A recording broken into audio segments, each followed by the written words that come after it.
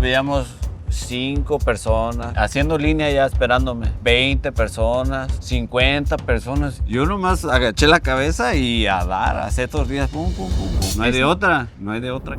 According to the National Restaurant Association, in 2021, nearly 90,000 restaurants across the US closed. The pandemic changed everything. The restaurant industry was especially vulnerable. People were unemployed, they had time on their hands, but they were also really strapped for cash, and it pushed a lot of people to develop pop-ups. In 2022, there were 105% more temporary restaurants, or pop-ups, than there were in 2021. And in 2023, there was 155% more than in 2022. While the pandemic certainly didn't create the pop-up, it did lead to an explosion of them. So what does it take to make a pop-up restaurant successful? And is this business model sustainable? I was a sous chef at 11 Madison Park. I worked in fine dining for almost 10 years. That was always my goal, to open my own fine dining restaurant. Estábamos trabajando para un restaurante en Las Vegas. De Las Vegas nos movieron a Brooklyn a abrir otro restaurante antes de la pandemia. My name is Eric Huang. I am the chef and founder of Pecking House. Jorge Aguilar, y soy el chef y dueño de Bordertown. Amanda Rosa, and I'm the co-owner of Bordertown. I left 11 Madison Park in January of 2020, and then all of a sudden lockdown happened. Everybody's stuck at home. We were unemployed and just had the time. Se me ocurrió enrollar los taquitos en papel aluminio. Me fui a tratar de venderlos en la calle. Iba a los Home Depots y a los car washes. Los probaban y dice, pues está muy bueno. Dice. Aquí casi nadie conoce las tortillas de harina. Y así empezamos. Traditionally, people would have thought of as a pop-up as more of a space you go to, but due to the circumstances of the pandemic, became this pop-up that came to you. The pandemic pushed Jorge and Amanda to take to the streets to bring their specialty tortillas and tacos to people, while Eric decided to sell pop-up Sichuan-style fried chicken deliveries from the back of his car. One day we just replied to an ad on Craigslist. That was our first pop-up we ever did. We were like, let's just go for it. And once he kind of got the taste for being able to do our own thing, we just kind of went from there. Instagram specifically has become the biggest tool for pop-ups. Once I committed to the fried chicken recipe, we just kind of told people about it via Instagram, and it just kind of slowly spread from there. The only marketing we've ever done is through Instagram, and again, it was very little by little. Then we got a couple press hits, and it took off like wildfire. That Rob Martinez video that went viral on Instagram. It's called Bordertown. Smoky, spicy, rich. Let's support Jorge's business. It'll come out next week. Yeah, the following pop-up, that next Sunday, was La live línea yo creo que corría hasta el final de la cuadra. around the block. Nomás éramos 2 personas haciendo tacos para pues un frego de gente.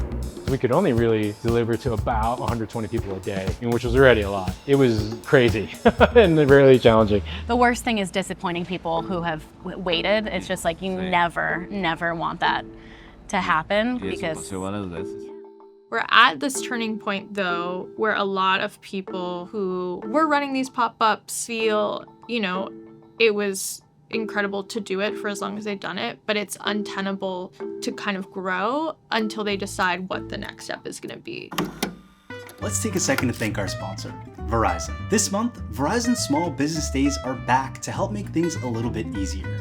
From August 5th to August 11th, you can meet with business experts, get one-on-one advice, free tech checks, and special offers, like a free 5G phone when you switch over to their service. So don't miss out. Now, back to the video. Pop-ups are incredibly hard to run. It's not everyone's goal to be doing that forever. Andar para arriba y para abajo, subiendo, bajando, poniendo las mesas, el equipo, guardar todo otra vez en el carro. Eso es lo más difícil, yo creo, más cansado de todo.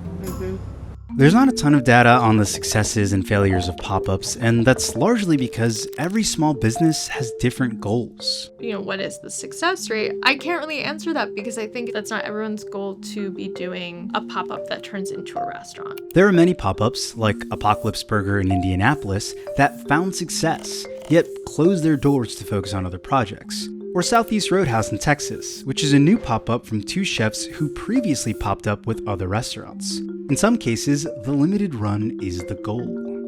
For so many people, this is the first time that they've ever been able to really dream. The good things about kind of the pandemic is just shook up the normal order of things. And I think people were just like, there are no rules. if the pandemic hadn't happened, we'd probably just be working in someone else's restaurant.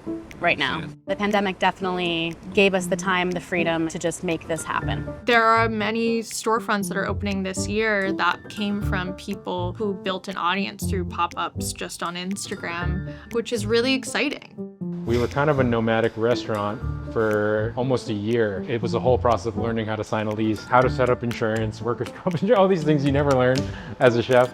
Then you build a restaurant, and that's a brutal process. The future of Bordertown is definitely a restaurant, definitely brick and mortar. That kind of brought me back to my roots of like, this is what being a chef is really about, is making people happy. I'm very grateful for it, and that's how I met my future wife, so it's pretty good too. De ver a otra persona como cuando se come el taco y dice, wow. Y te van y te buscan y te dicen, muchas gracias, la comida estuvo excelente. No, pues ya con eso, mi trabajo ya está hecho ahí.